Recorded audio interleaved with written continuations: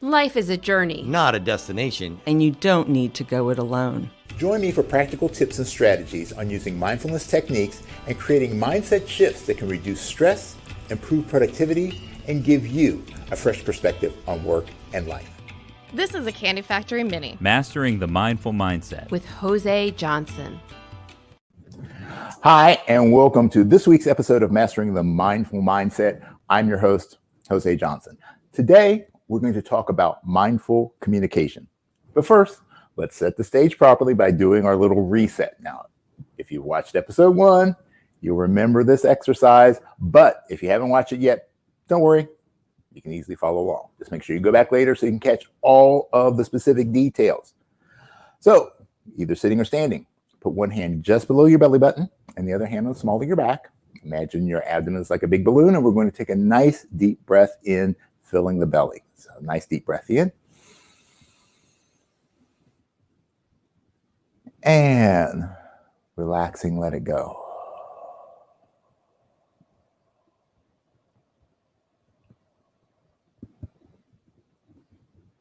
And again, a nice, deep, slow breath in.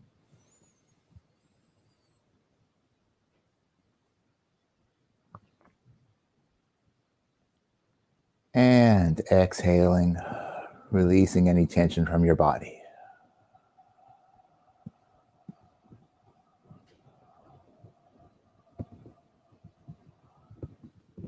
And one more deep breath in.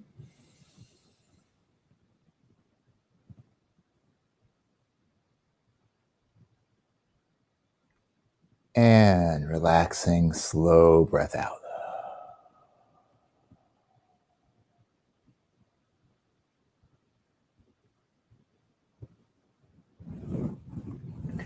All right. Hopefully that little reset has allowed you to clear your mind and get you in the right state of mind for our time together today. So let's talk about the power of mindful communication. Are you listening to me right now, or do you just hear me? Now, those two words are often used to mean the same thing, but in reality, they're really quite different. Hearing is a mechanical process. A sound wave enters our ears and vibrations are transmitted from our eardrums to the auditory cortex, where the sound is registered. Now, as long as there are sounds around you, or in you for that matter, your brain hears what's going on, even when you're asleep. Because if you didn't hear when you were asleep, your alarm clock would probably never wake you up. But hearing is not listening. Listening is a conscious decision.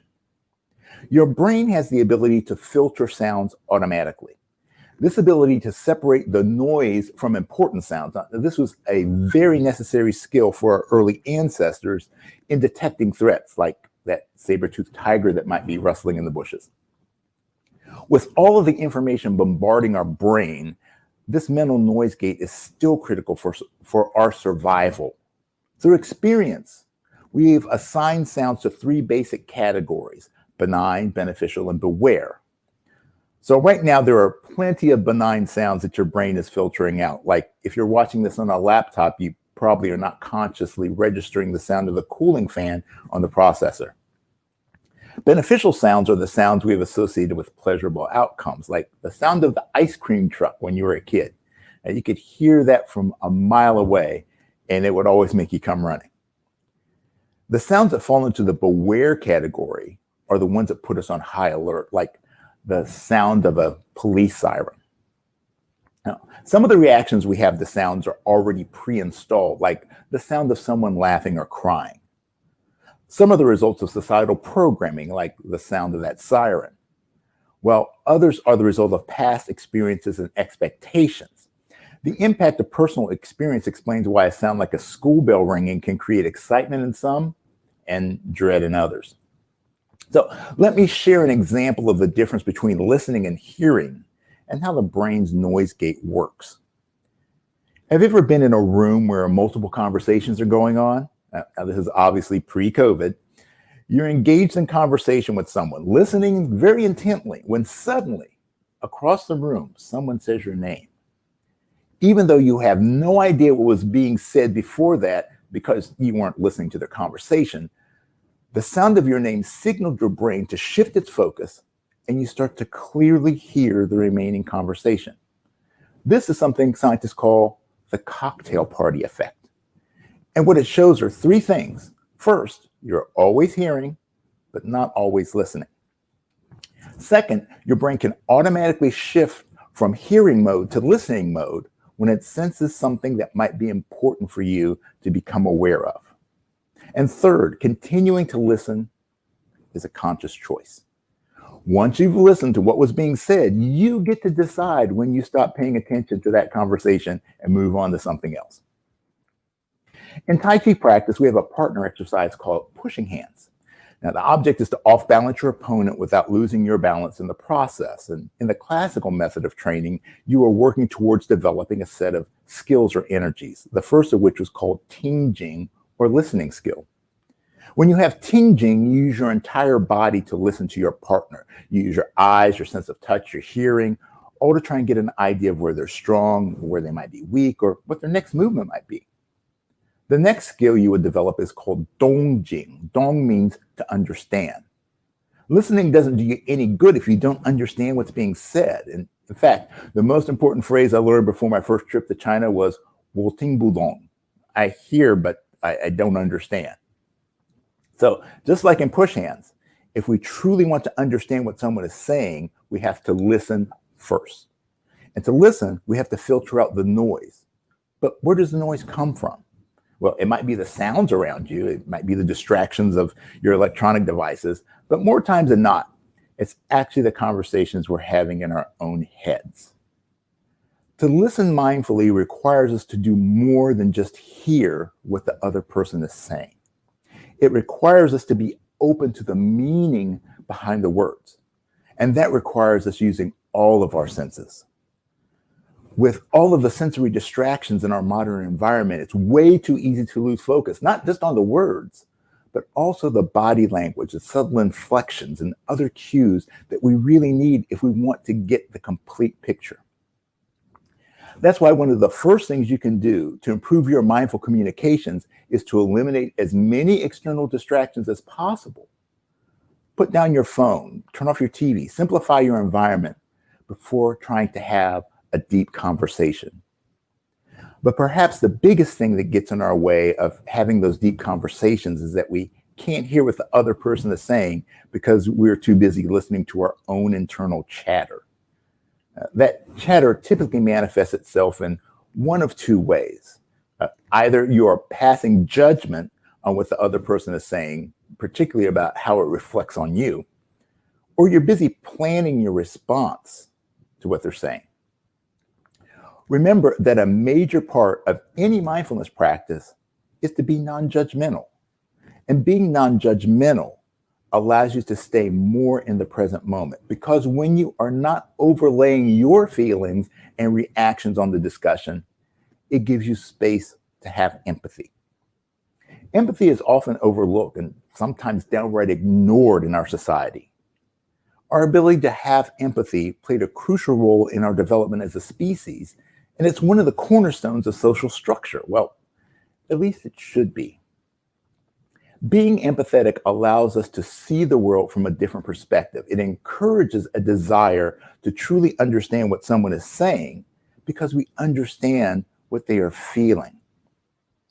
So the question is, how do you get into the right state of mind for deeper communications? Glad you asked that question, because as always, I have a little practical technique. And this is a simple meditation to put you in a pure listening state. We're going to take a little time with this today, but once you get the hang of it, you'll be able to shift from hearing to listening with just a few short breaths. So what we'll do is we'll start by taking a deep breath in, and as we breathe in, we're going to listen to the breath. Hear the sound of the breath coming in through your nose, and exhale. Listen to the sound of your air releasing from your body. Again, focusing on the sound and the feel. Inhaling and exhaling.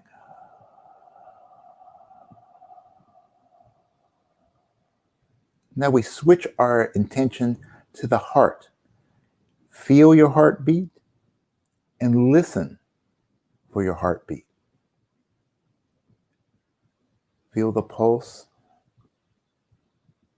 Hear the rhythm.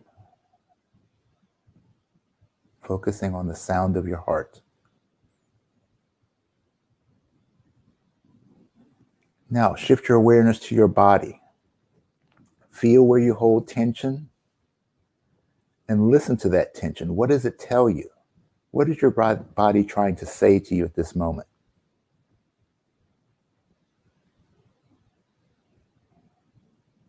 What are the sources? What are the locations? Feel and hear. Now listen to your thoughts. Where are your thoughts? Are they stuck in the past? Are they rushing to the future? Or are they relaxed in the present moment? Don't judge, just become aware. Acknowledge what your thoughts are, where your thoughts are. Now listen to your feelings. How do you feel? Are you relaxed? Are you tense? Are you anxious? Are you calm? Again, just acknowledging your feelings, listening to them, accepting them. And now, say to yourself, may my ears be open to hearing. May my mind be open to listening. And may my heart be open to understanding. And hold on to that feeling of being open to hearing, to listening, and to understanding yourself and others. Great. How do you feel? Do you feel a little more aware and receptive? Like I said, eventually you will be able to do this process in just a matter of seconds. However, if you're going to have a really tough conversation, or you're already dealing with some major distractions, you may need to spend a little more time on this meditation before you're in the proper state of mind to really listen. But remember, listening is only part of the communication process. You also need to be able to speak mindfully as well. So make sure you join me next week for part 2 of this lesson on mindful communication, where I'll talk to you about how to talk to others. So thank you for joining me today. I hope that you'll be able to practice these techniques to deepen your relationship with others through mindful listening. As always, if you have a question or a topic you'd like me to cover in a future episode, just drop it in the comment section and I'll do my best to help you out. Make sure you subscribe and share this episode with someone that you feel could benefit from this type of information. And also take time to check out all the other great programming brought to you on the Candy Factory Collective. So until next time, remember, it is what it is, but it becomes what you make it. So make it great. Mastering the Mindful Mindset is part of the Candy Factory mini-series and is a proud member of the Candy Factory Collective. You can find the show streaming on YouTube, Facebook, Twitch, LinkedIn, and you can subscribe to the audio version anywhere you get your podcast. Jose Johnson has traveled the world competing and teaching martial arts. He's an entrepreneur, musician, author, and speaker. Check out Jose's other podcast, The Trumpet Gurus Hang. And learn more about his book, Mindfulness Secrets, at his website, josejohnson.com. Mastering the Mindful Mindset is produced by the Candy Factory Collective. at the Candy Factory Co-working Campus in Lancaster, PA. Our music was written and recorded by Jose. Production support by Anna Tran. Administrative support by Ann Kirby, Ariana Henderson. Krisha Martzel, Jason Mundock, and Robert Diggs. Notes and links can be found at the show post at our website, CandyFactoryCollective.com. Candy Factory. Collective.